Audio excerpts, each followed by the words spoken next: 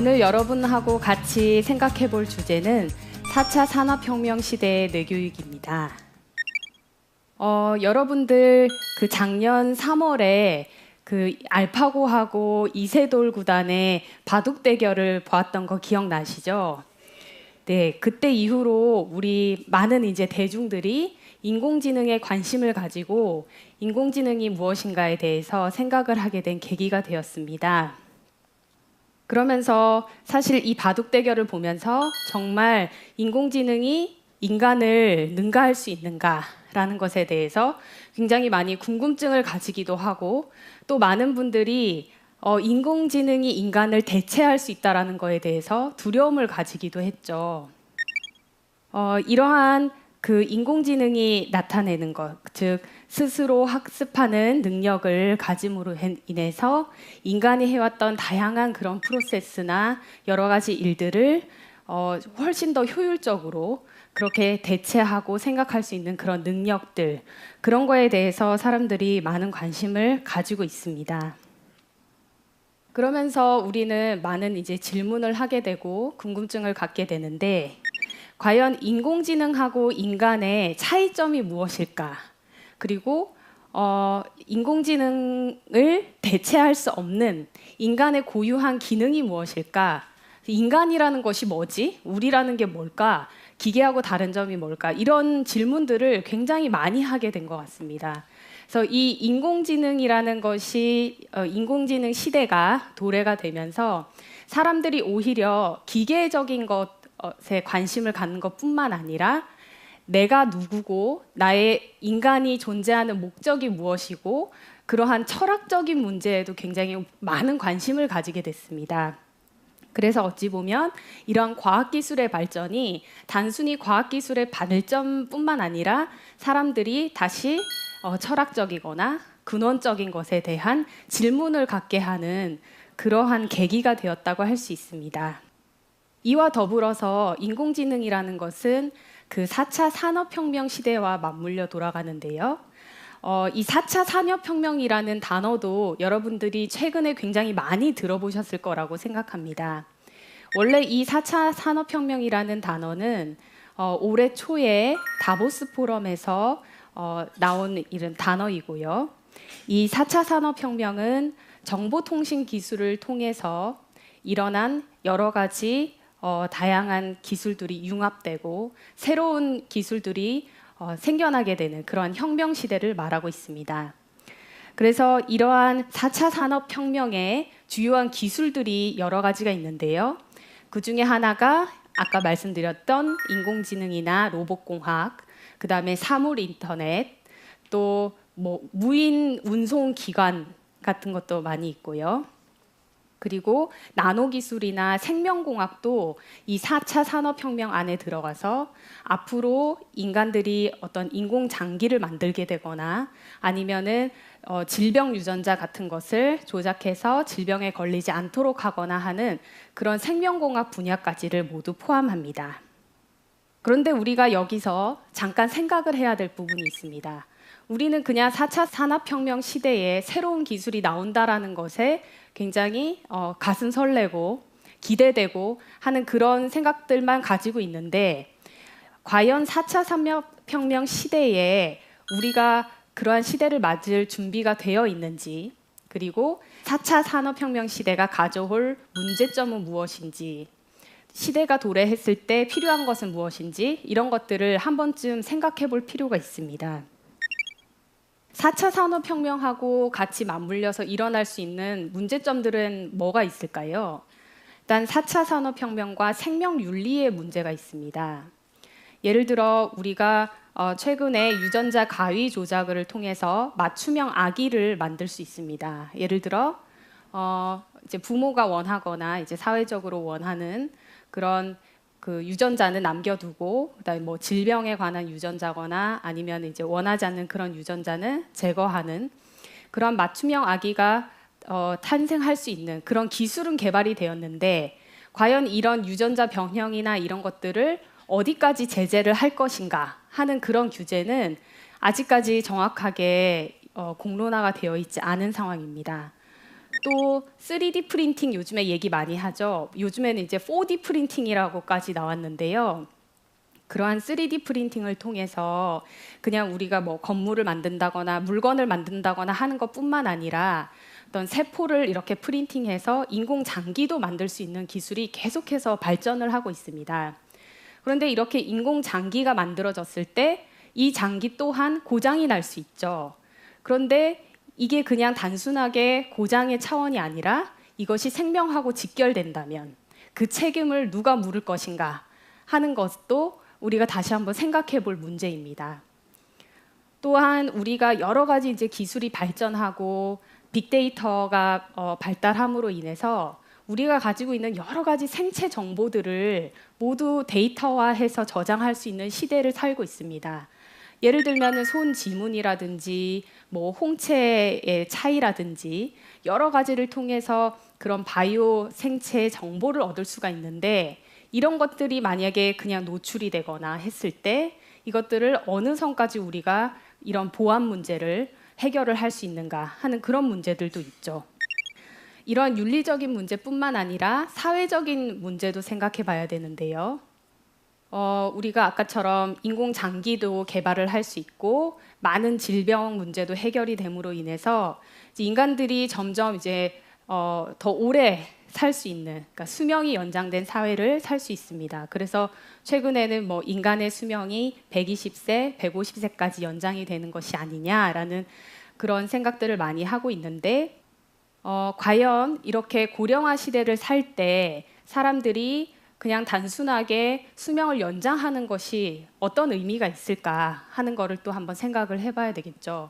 그래서 이런 수명이 연장됐을 때 오히려 어떻게 살 것인가, 내 삶의 목적이 무엇이고 무엇을 위해 살아야 할 것인가 하는 그런 문제나 그런 질문들도 많이 하게 됩니다.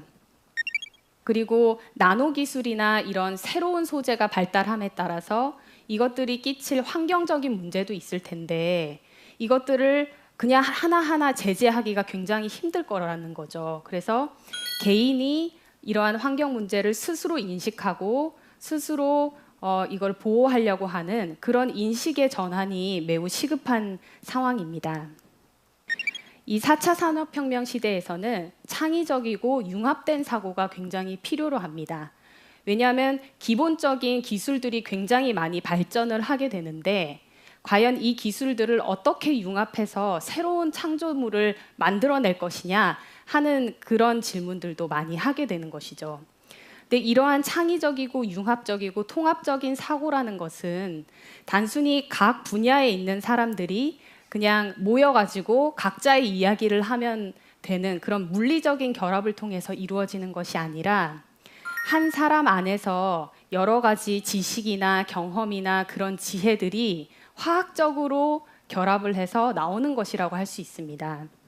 그래서 한 사람 한 사람이 어떻게 이렇게 방대한 지식들을 가지고 있고 그다음에 그 안에서 다양한 뭐 지혜나 아니면은 창의적인 사고를 할 수 있는 것일까라는 것을 우리가 한 번쯤 생각을 해봐야 할 문제입니다.